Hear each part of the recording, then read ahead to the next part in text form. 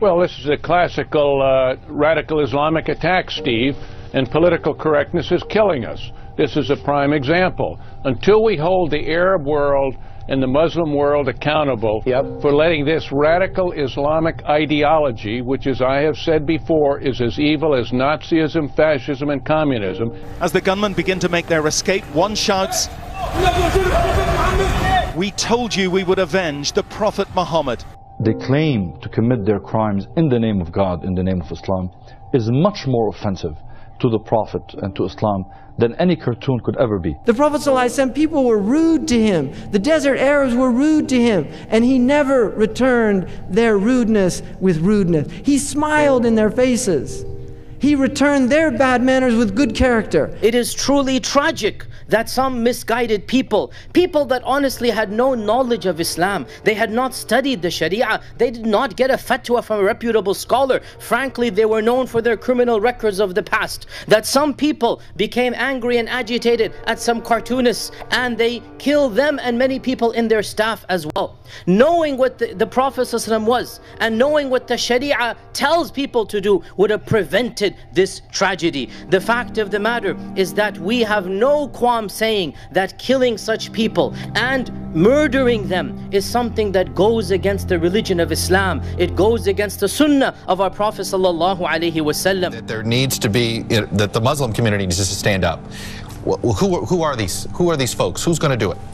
Well, first of all, let's be clear that every single organization, major organization, Muslim organization throughout the world and in the United States, every prominent individual, be it political or religious leaders, everyone has condemned not just this attack, but every attack that occurs in the name of Islam. And anyone who keeps saying that we need to hear the moderate voice of Islam, why aren't Muslims denouncing these violent attacks, doesn't own Google. But that said, I do think that we do need to do a better job of providing a counter narrative. And in the case of Muslims, though, I think that something profound is happening because of these attacks. And it's, you can see it in the hashtag that's gone viral, the Je suis Ahmed. Muslims around Europe and in the United States who are identifying with the first murdered person in Paris during these attacks, Ahmed Merabet. Among British Muslims, some feel it is kind of necessary for them or incumbent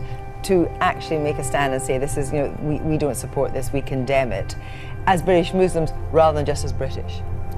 Well, what happened in Paris was obviously reprehensible. It's absolutely disgusting what took place, and obviously any like-minded people would understand that and would condemn it.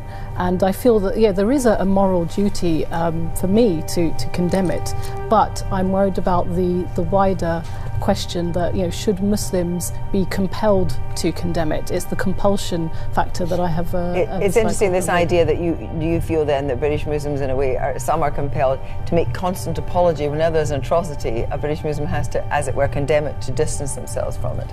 Well, I think it's a question of political point scoring, where you are demonising an entire community of people. That's 1.5 billion Muslims around the world are being compelled to condemn this. As if they don't. As if they wouldn't. Yeah, like that silence would be complicity, exactly. For example. What I'm saying to the Muslims around the world is do exactly the opposite of what psychologically you would do, which is don't isolate yourself, don't be on the margin, come mainstream, be visible, be vocal, be the voice of the voiceless or the silent majority that are all against what is happening. Islam is being interpreted in an increasingly violent way. There is a very frightening strand of the religion that is developing. Do you think that is here to stay? No, I think that we don't know what could happen, but this is once again very marginal compared to the huge majority of the Muslims, and this is what. But it's growing. If we want to, it's growing, but it's still very marginal. You know, 90% of my time I'm coming to media to say what Islam is not. I'm not invited to say what Islam is, what are the values, what is the spirituality, what we are sharing. I am put always on the defensive. Tell me why you are not a danger. Why don't you want me to speak about why I am an added value in the society? Why I can, and in which way we can bring something. The perception of Muslims today in the West is always either you are apologetic or you are on the defensive. We have to stop this way of talking to ourselves, because at the end of the day, I am a Westerner like you, and I am a Muslim part of the future. Tariq Ramadan, many thanks. Thank you so much.